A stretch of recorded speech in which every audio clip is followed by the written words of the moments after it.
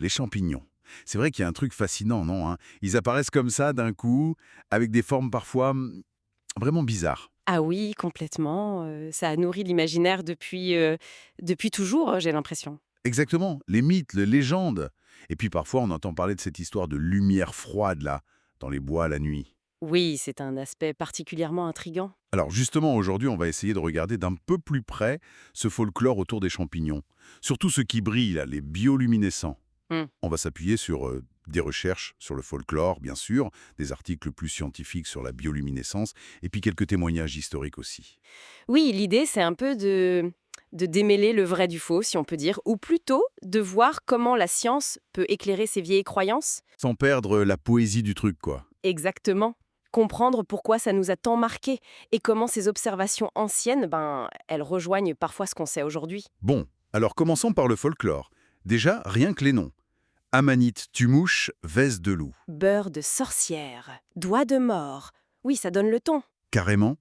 Et cette façon qu'ils ont de pousser si vite hein, après une bonne pluie, on dirait de la magie. Ben oui, c'est déroutant.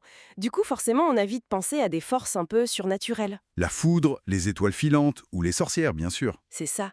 Ça sort un peu de l'ordre naturel des choses pour la perception qu'on en avait. Prends les ronds de sorcières, ces cercles parfaits dans l'herbe. Ah oui, les fairy rings. Voilà.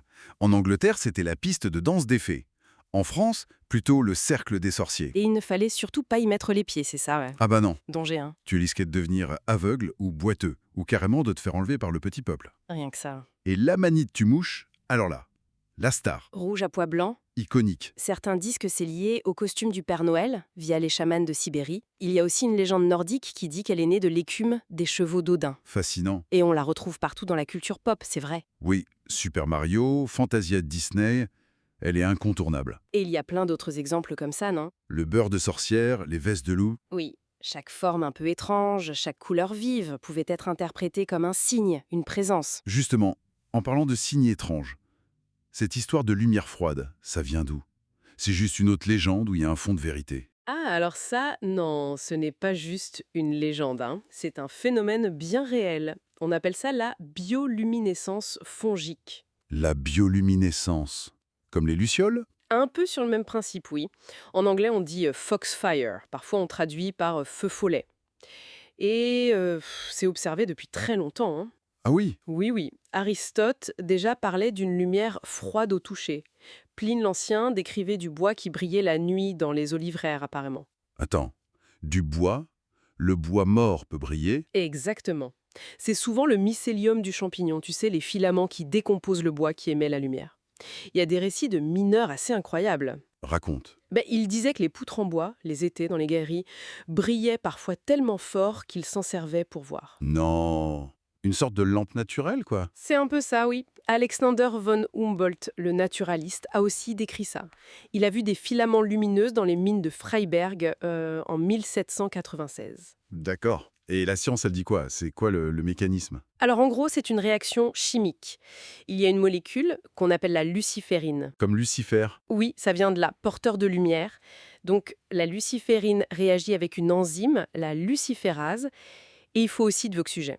Et hop, ça produit de la lumière. Sans chaleur? Très peu, oui. C'est pour ça qu'on parle de lumière froide, souvent une lueur un peu verdâtre. Fascinant. Et on sait quels champignons font ça? Est-ce que c'est courant? On connaît plusieurs genres. Les armillaria, par exemple, sont souvent responsables du bois lumineux qu'on peut voir en forêt. Il y a aussi l'Amphallotus, qu'on surnomme le champignon fantôme. Il est assez spectaculaire. Le champignon fantôme? Oui.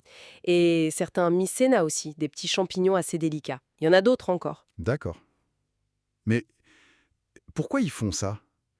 C'est quoi l'intérêt pour le champignon de briller la nuit? Ah, ça c'est la grande question. Il y a plusieurs hypothèses.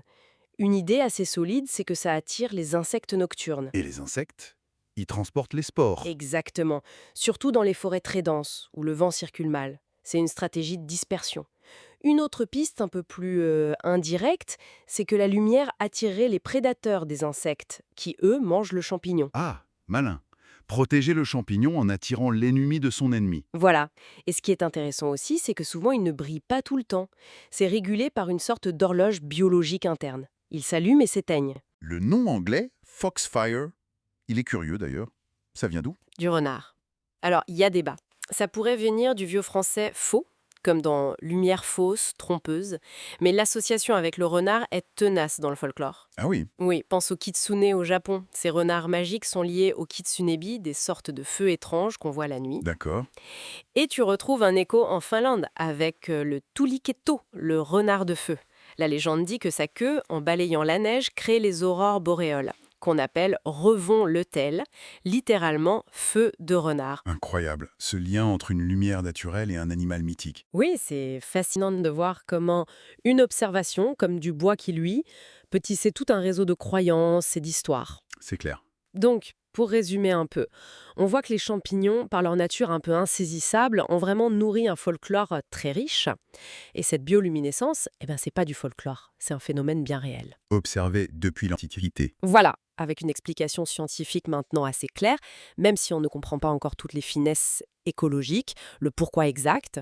Et puis, il y a des différences culturelles, hein, des régions plutôt méfiantes envers les champignons et d'autres où ils sont très appréciés, utilisés. Les pays mycophobes et mycophiles, c'est ça. C'est un peu ça.